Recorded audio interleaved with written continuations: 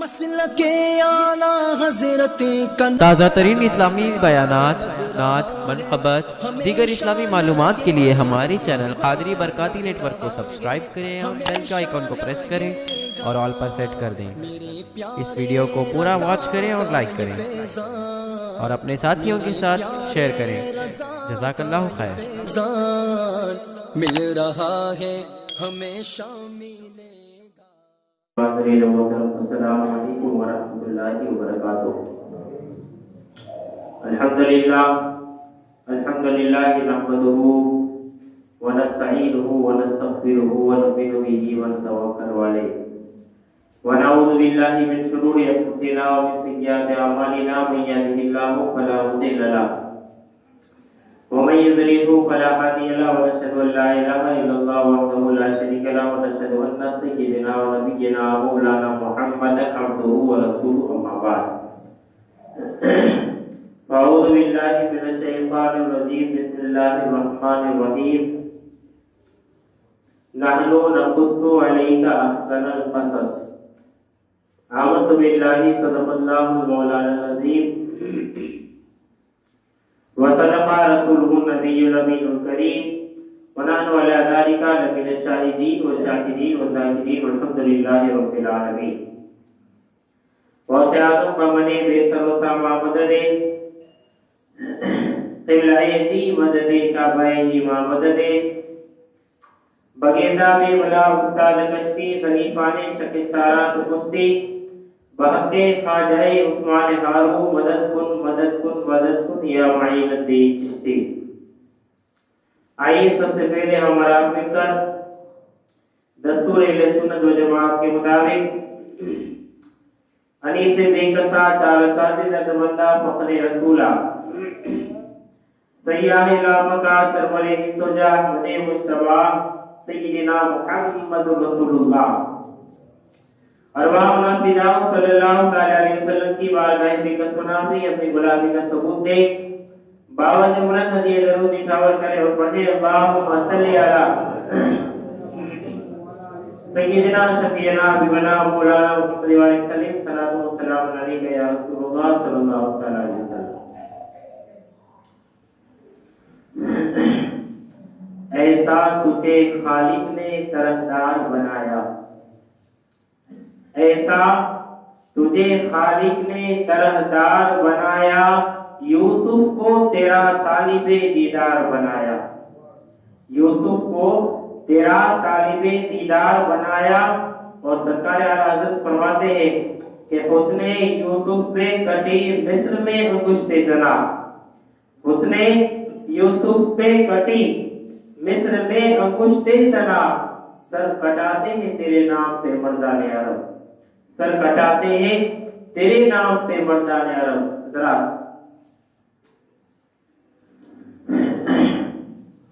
جناب یوسف علیہ السلام کا واقعہ، اس کا قصہ جاری و ساری ہے، اور گزشتہ جمعہ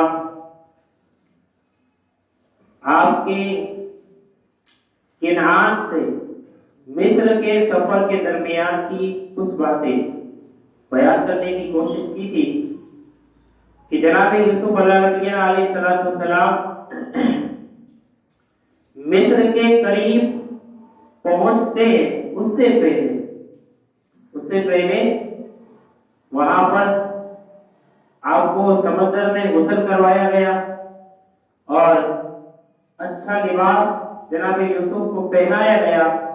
تو مورخین روایت لکھنے والے لکھتے ہیں کہ اللہ رب العزت نے حضرت یوسف کے حسن کے اندر، خوبصورتی کے اندر اور اضافہ فرما دیا۔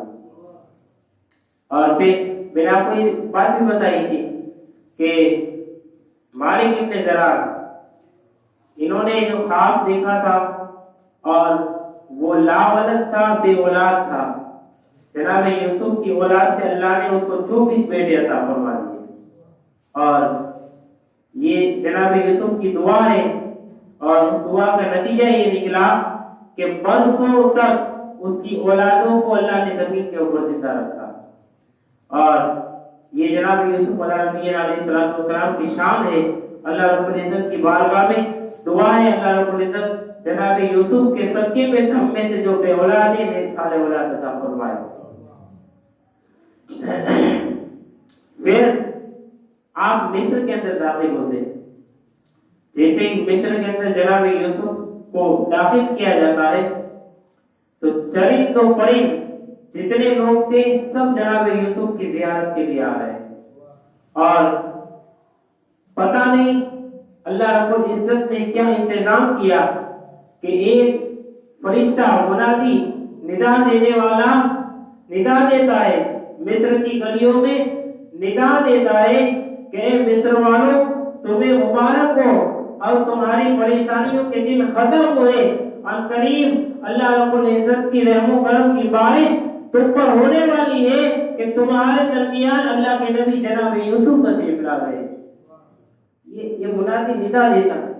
اور پھر جناب یوسف علیہ نبینا علیہ السلام مالک ابن زرار کے گھر جاتے ہیں. اب جس دن جناب یوسف مصر کے اندر آئے تھے لوگوں کا ہجوم امٹ پڑا. پورا مصر یہاں پر ایک بات اور بتا دوں کہ میں بار بار شہر مصر کا نام دیتا ہوں. یہ مصر ہے کیا؟ مصر ہے کیا؟ پہلے تھا ابھی نہیں ہے. ابھی اس کو ایجپٹ کے نام سے یاد کیا. ایجپٹ آپ انٹرنیٹ کے اوپر جا کر کے دیکھ سکتے ہیں. تو یہ شہر اب جناب یوسف جس دن مصر میں آپ داخل ہوئے کہتے ہیں کہ لوگ اتنے خوش ہوئے کہ جناب یوسف کے دیدار کے لیے جو ہے کہ وہ مالک ابن زرار کے گھر آئے. اس دن شہر میں پورے دن کسی نے کھانا پینا کچھ نہیں کھایا. ایک ہی طلب ہے ہمیں یوسف کا دیدار کرا دو، ہمیں اس کا دیدار کرا دو. یعنی میں اپنی زبان میں کہتا ہوں، وہ لوگ کہتے تھے ہمیں اس ابراہیمی غلام کا دیدار کرا دو، ہمیں اسے دکھا دو. کیونکہ انہیں تو پتہ نہیں تھا، یہ تو ابراہیمی غلام ہی کہتے تھے. اب مالک ابن زرار نے کہا تو لوگوں کا ہجوم امٹ پڑا. اب صبح سے شام ہو گئی، لوگ حضرت یوسف کو دیکھتے جا رہے چلے جا رہے، اور صبح سے شام ہو گئی. مالک ابن زرار نے کہا بس ختم، اب کسی کو زیارت نہیں کرائی جائے گی. اب کسی کو زیارت نہیں، کل زیارت کروائی جائے گی. لیکن کسی جو ہے کہ منادی نے، فرشتے نے مالک ابن زرار کے کان میں کہا کہ یہ لوگ یوسف کے دیدار کے اندر کچھ بھی کر سکتے، فری میں مت دکھاؤ، فری میں مت دیدار کراؤ، ان سے کچھ رقم لو. مالک ابن زرار نے خواب بھی دیکھا تھا، اللہ تمہیں اتنا مال عطا فرمائے گا جس کی کوئی حد نہیں ہوگی. ٹھیک ہے، انہوں نے دوسرے دن اعلان کر دیا کہ جو یوسف کی زیارت کرنا چاہتا ہے، اس عبرانی غلام کو دیکھنا چاہتا ہے، ایک سونے کا سکہ لائے، ایک درہم یعنی سونے کا سکہ ایک لائے گا، یوسف کی زیارت کرے اور چلا جائے. یوسف کی زیارت کرے چلا جائے. صبح سے شام تک زیارت ہوتی رہی. ایک دن میں 5 لاکھ سونے کی درہم مالک ابن زرار نے کمائے. کتنے؟ 5 لاکھ، وہ بھی سونے کے سکے. اب دوسرے دن یہ ہوا کہ یہ رقم بڑھا دی گئی. کہا کہ اب یوسف کی زیارت کرنی ہے، ایک نہیں 2 دینے پڑے. 2 دینے پڑے گے. اسی طریقے سے 3 دن ہو گئے. لیکن لوگوں کی گویا کہ پیاس ختم ہی نہیں ہو رہی. وہ حضرت یوسف کو دیکھنا ہی چاہتے، پیاس ختم ہی نہیں ہو رہی ہے. اب مالک ابن زرار نے کہا کہ اے عبرانی غلام، میں نے یہ فیصلہ کیا ہے کہ میں تمہیں بیچ دوں. تمہاری کیا رائے ہے؟ تمہارا کیا مشورہ ہے؟ تو جناب یوسف نے کہا کہ دیکھو، میری کوئی رائے، میری کوئی مشورہ لینے کی ضرورت نہیں، جو تم چاہے وہ کر سکتے ہو، میری کوئی رائے، میری کوئی مشورہ نہیں. یوسف علیہ السلام نے गर्दन झुका दी। अब मालिक इब्न ज़रार ने कहा कि हम इसको बेचेंगे। उन्होंने ये फैसला किया। अब फैसला करके सबसे उस जमाने में सबसे जो कीमती कपड़ा था उस कपड़े का लिबास जनाब यूसुफ अलैहिस्सलाम के लिए तैयार करवाया। और फिर सोने की जूतियां, सोने का ताज जिसके ऊपर हीरे जवाहरात डायमंड लगे हुए थे, ऐसा सोने का ताज, सोने की जूतियां, और जिस बाजार में ले जाकर के जिस कुर्सी के ऊपर जनाब यूसुफ को बैठाना था वो कुर्सी संदल की लकड़ी की बनवाई। संदल की लकड़ी, बहुत सारे लोग जानते हैं संदल किसे कहते हैं और संदल की कीमत क्या होती है, वो जो जानता है वही समझेगा। संदल की लकड़ी की पहले राजाओं की, बादशाहों की कुर्सियां ऐसी हुआ करती थी।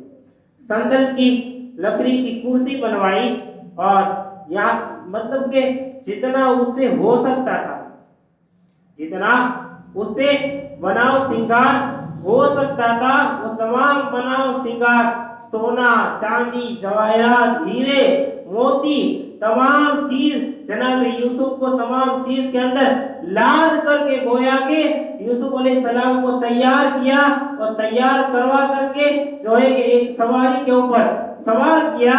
अब यूसुफ अलैहिस्सलाम को वो बेचने जा रहा है। इस शान से देखो अल्लाह अपने नबी की शान कितनी बुलंद करता है। इस शान से ले जा रहा है कि रास्ते में चले जा रहे हैं, करी से पक्का चला रही है कि एक गुलाम वो बराए नाम गुलाम है, लेकिन गोया इस शान से जा रहे हैं कि एक बादशाह जा रहा है। ये जनाब यूसुफ की शान। और फिर आगे ये हुआ कि मिस्र के तमाम लोग बाहर आए, तमाम लोग बाहर आ गए जनाब यूसुफ को देखने के लिए। और गोया हर छोटा बड़ा मर्द औरत जितने थे सारे बाहर आ गए। उस दिन जुमा का दिन था। यूसुफ अलैहिस्सलाम को जिस दिन बेचने के लिए ले जाया गया उस दिन जुमा का दिन था और तमाम लोग आ गए।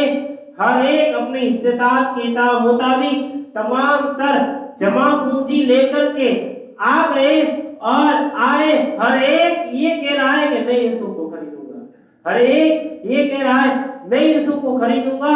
और जैसे ही जनाब यूसुफ को इस हाल में देखा कि सोने, चांदी, हीरे, जवाहरात के अंदर पूरे मलबूस है, आप जो है कि इस शान से बैठे हुए तमाम लोग देख करके बिल्कुल कहा कि हम इसको कैसे खरीद सकते,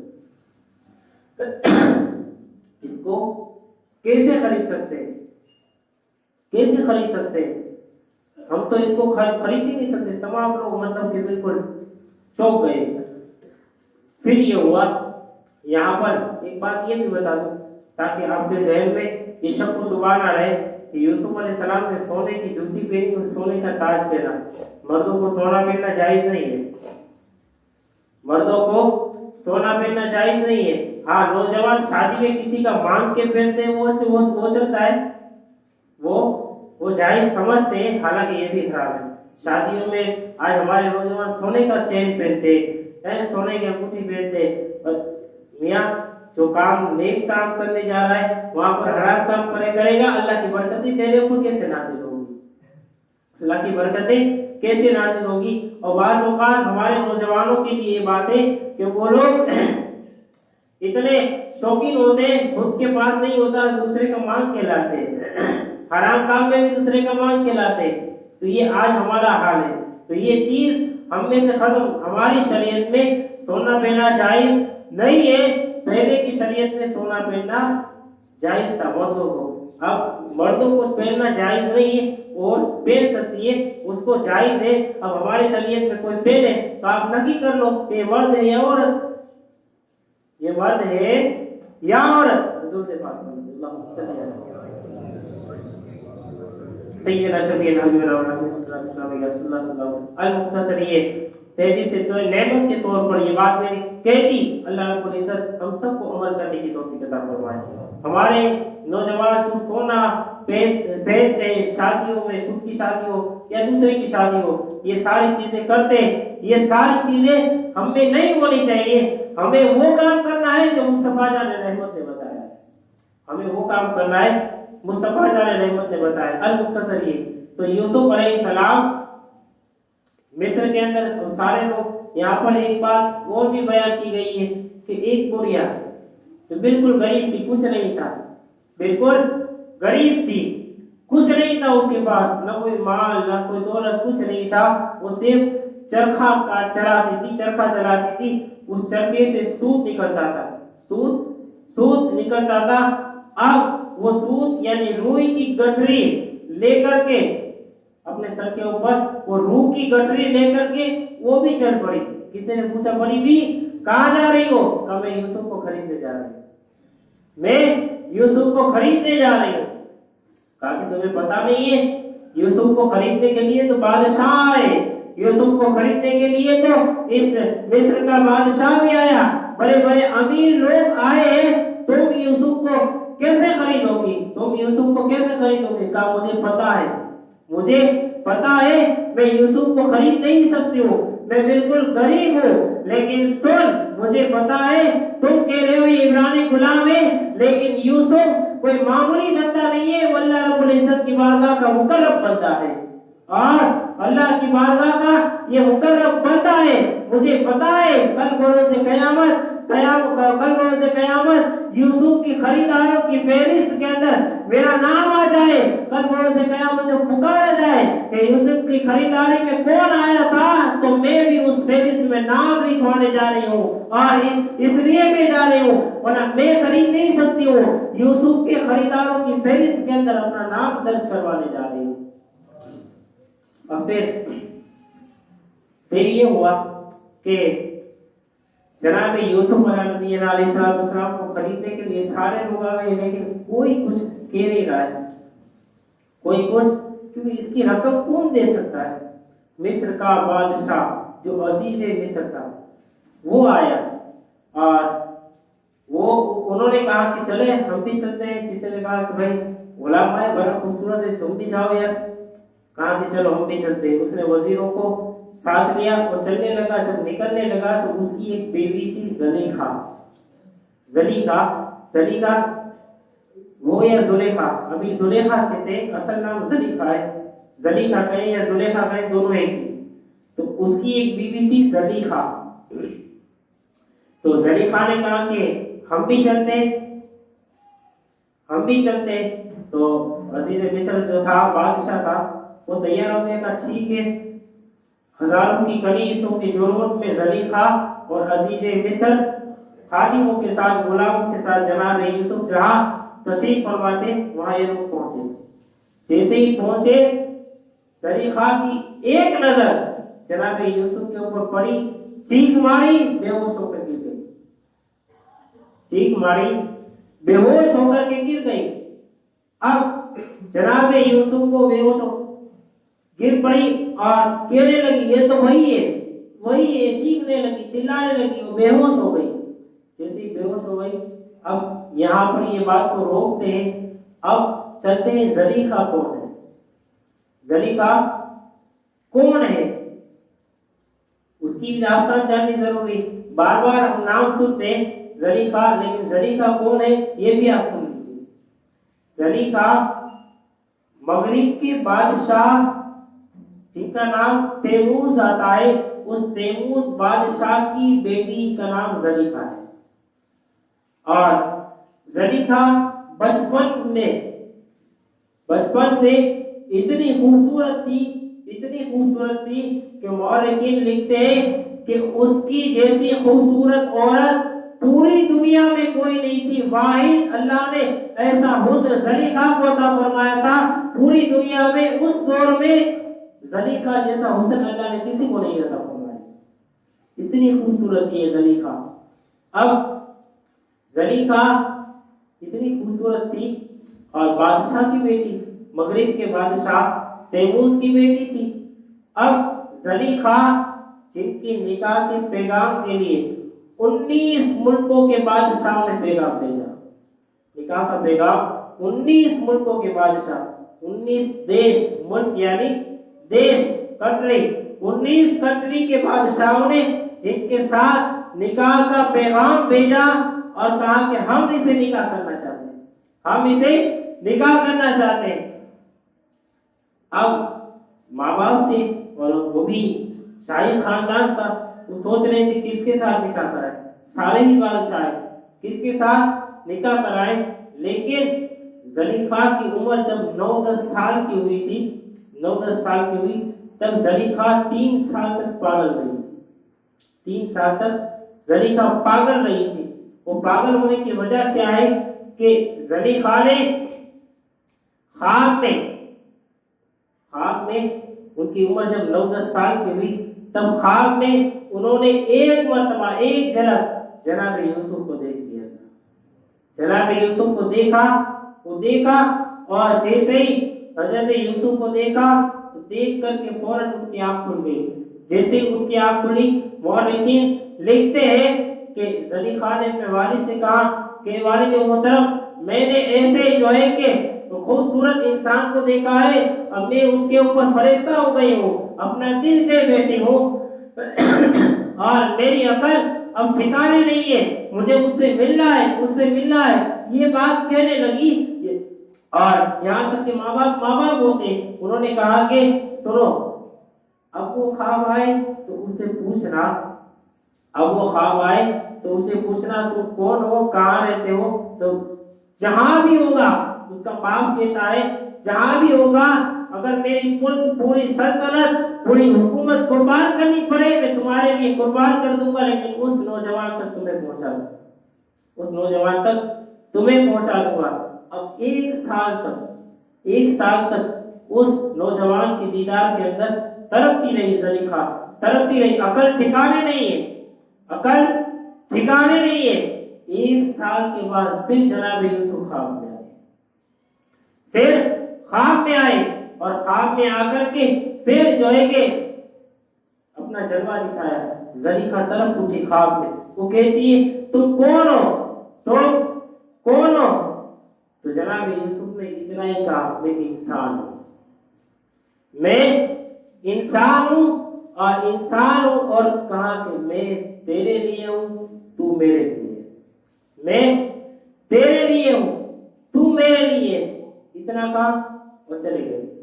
آنکھ کھل گئی۔ اب زلیخا کی حالت اور خراب ہو گئی، اور اسی حالت خراب ہوئی کہ فوراً اس کو قید میں جیل میں ڈالنا پڑا، اتنی حالت خراب۔ اور وہ ایک ہی بات کر رہی تھی، میں تیرے لیے ہوں، تو میرے لیے، میں انسان ہوں، یہ بولتی رہی اور حالت اتنی خراب ہو گئی، سب لوگ پریشان ہو گئے، اس کا علاج کیسے کیا جائے، اس کے خواب کا علاج کس طریقے سے کیا جائے، سارے لوگ پریشان ہیں۔ اب اللہ کی مشیت دیکھو، 3 سال ہوا، پھر 1 سال کے بعد 3 سال آیا۔ اس 3 سال میں جناب یوسف پھر حضرت زلیخا کے خواب میں آئے، اور آ کر کے جب زلیخا نے دیکھا، کہا کہ تم کون ہو، کہاں رہتے ہو، کہاں مجھے ملو گے۔ اب پھر جو ہے کہ جناب یوسف نے خواب میں صرف اتنا کہا، میں مصر کا بادشاہ ہوں، مصر میں تمہیں ملوں گا، میں مصر کا بادشاہ ہوں، مصر میں تمہیں ملوں گا، یہ کہہ کر کے اب پھر آنکھ کھل گئی۔ جیسے آنکھ کھلی، 3 سال سے بیمار تھی، پاگل تھی زلیخا، فوراً ٹھیک ہو گئی۔ اپنے والد سے کہتی ہے مجھے اس کا پتہ مل گیا، اس نے بتا دیا وہ مصر میں ملے گا اور مصر کا بادشاہ ہے، مجھے قید سے نکالیے، میری ساری عقل ٹھکانے ہو گئی اور میں ٹھکانے جو ہے کہ میں بالکل ٹھیک ہو گئی ہوں۔ اب بادشاہ کو بھی تھوڑا اطمینان، سکون ملا۔ جیسے ہی سکون ملا، اس نے کہا اب 19 ملکوں کے بادشاہ کا پیغام نکاح کے لیے آیا تھا، لیکن اب مصر کے بادشاہ کے ساتھ نکاح کرنے کی بات آئی، مصر کے بادشاہ کے ساتھ نکاح کرنے کی بات آئی۔ المختصر یہ کہ پھر باپ نے کسی طریقے سے پتہ لگا کہ توڑ جوڑ کے، کیونکہ مغرب کا یہ بادشاہ تھا، سب طریقے سے سیٹنگ کر کے 6 مہینے کا راستہ تھا، اس کا جو شہر تھا وہاں سے لے کر کے مصر کا 6 مہینے کا راستہ تھا، وہ 6 مہینے کی مسافت طے کروا کر کے پورا سیٹنگ لگا کر کے مصر کے بادشاہ کے ساتھ، جس کا نام عزیز مصر تھا، اس کے ساتھ زلیخا کا نکاح کروا دیا۔ अब जलीखा का निकाह किया, वहां पर अब जलीखा का निकाह किया, जैसे ही जलीखा का निकाह हुआ, अब अजीज मिस्र की निकाह में वो आ गई। अब क्योंकि वहां तो देखने दिखाने की बात ही नहीं थी, 3 साल तक जिसके इंतजार में इतने हालत खराब हुई, तो देखने की दिखाने की बात नहीं थी। बता दिया हाँ ये मिस्र का बादशाह है, उनके साथ तुम्हारा निकाह किया जा रहा है, तो देखा भी नहीं। अब रात को कमरे में जैसे ही जलीखा के कमरे में अजीज मिस्र दाखिल हुआ, हालत खराब। ये कहाँ आ गया, ये कहाँ आ गया, ख्वाब में तो दूसरा दिखाया था, ये कहाँ आ गया। अब ये हुआ कि फिर जो है कि जलीखा चूंकि उस जमाने की बेटी थी और समझदार थी, लेकिन अब करे तो करे क्या, बाप की इच्छा पर तो निकाह हुआ नहीं था, अपनी ख्वाहिश पर निकाह किया था। अब जैसे तैसे वो वहां पर रह रही है, अल-मुख्तसर ये कि वो अपनी जिंदगी के दिन बिता रही है। अचानक जनाब यूसुफ मिस्र के अंदर आए और जलीखा जैसे ही जनाब यूसुफ को खरीदने के लिए पहुंची, एक नजर पड़ी, बेहोश होकर के गिर गई, बेहोश होकर के गिर गई। फिर आगे क्या हुआ इंशाअल्लाह ताला आइंदा जुमा में बयान किया जाएगा। फिर जनाब यूसुफ को कैसे खरीद करके वो ले जाती है और कितनी दौलत मिस्र का बादशाह जनाब यूसुफ के खरीदने के लिए देता है, वो इंशाअल्लाह ताला आइंदा जुमा को बयान किया जाएगा। अल्लाह रब्बुल इज्जत की बारगाह में दुआ करें, अल्लाह रब्बुल इज्जत कहने सुनने से ज्यादा अमल की तौफीक अता फरमाए, हम सबको जनाब यूसुफ के फैजान से मुस्तफीद फरमाए। आमीन व अलैहि व सल्लम व आखिर दावाना अल्हम्दुलिल्लाहि रब्बिल आलमीन।